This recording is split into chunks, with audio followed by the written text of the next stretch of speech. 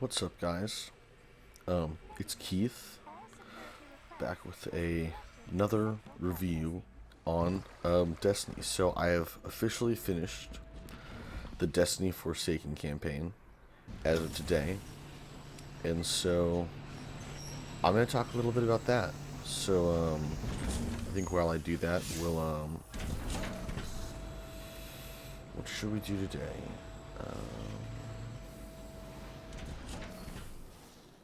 More Crucible. If we're doing more Crucible, I'll change into a different character, into my Hunter.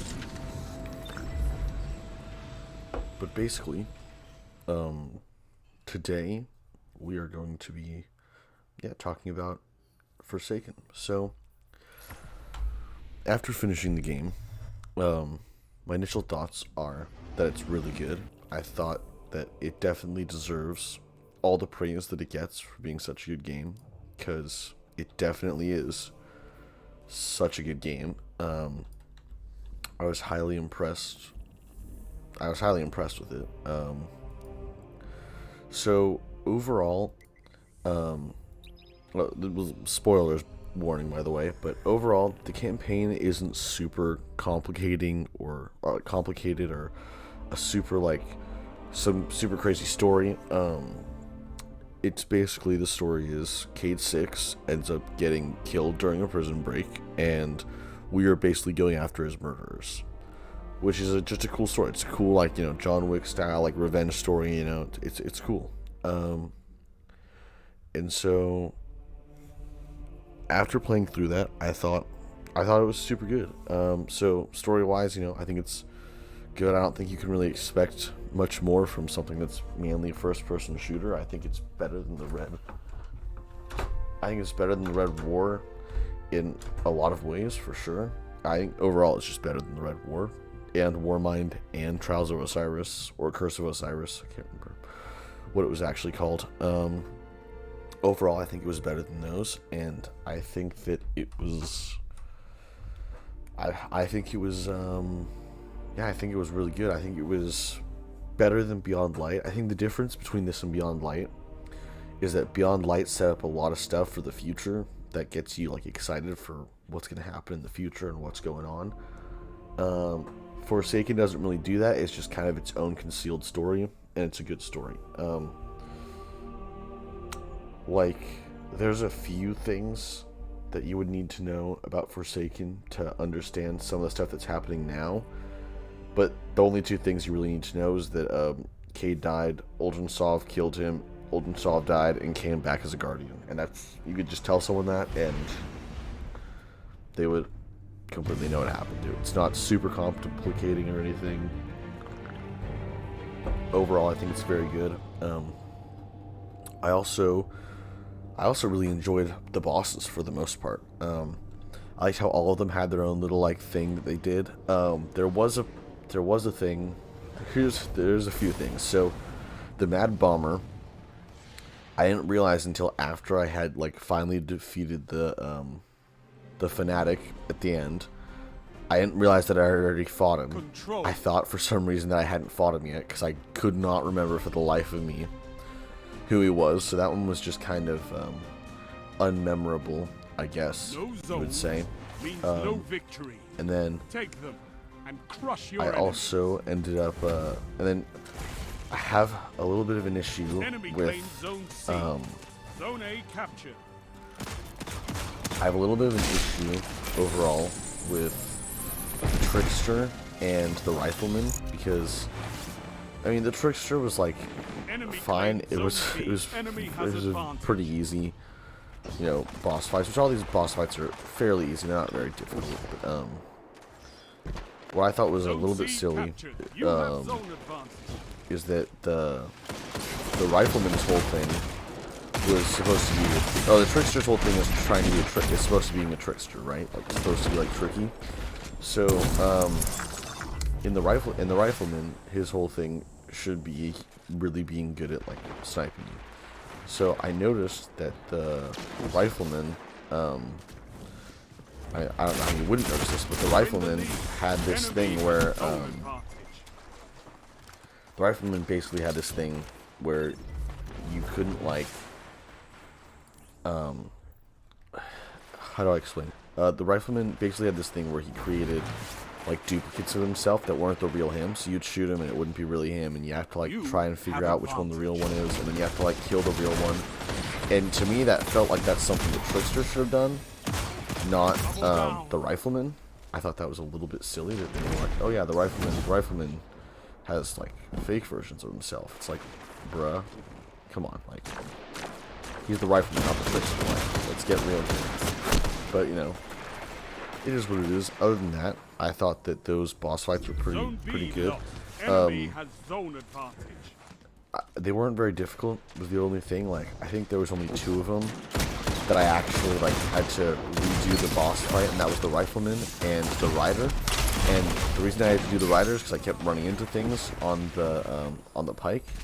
And the reason I had to redo the Rifleman was because I was getting, like, I was starting to, like, rage that I kept missing the Rifleman. But once you kind of figure out that he's, like, the one that's not glowing, and if you kind of just follow him, you can get him pretty good. So you know, it's not too complicated.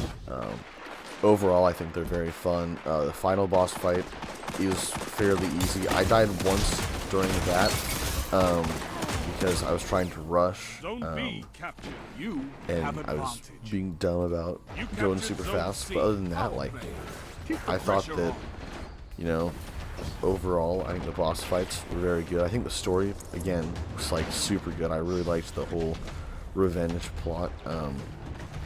It definitely feels like, you know, it definitely feels like something like our Guardian, us as Guardian, would do, because, you know, he never talks and stuff. He never, like, you don't ever see him. Yeah, you don't ever, like, see him, you know, talking, and, like, he's very quiet and he's very, like, kind of serious a lot of the time. And so, like, having him, like, be like, yeah, I'm gonna get revenge for Cage seemed very realistic, which, I mean, would make sense.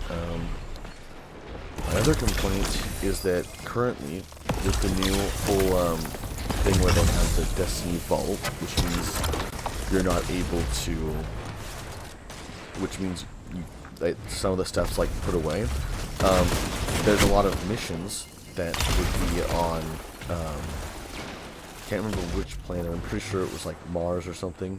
With the mission to get Cade's Ace of Spades, requires planets that are no longer in the system.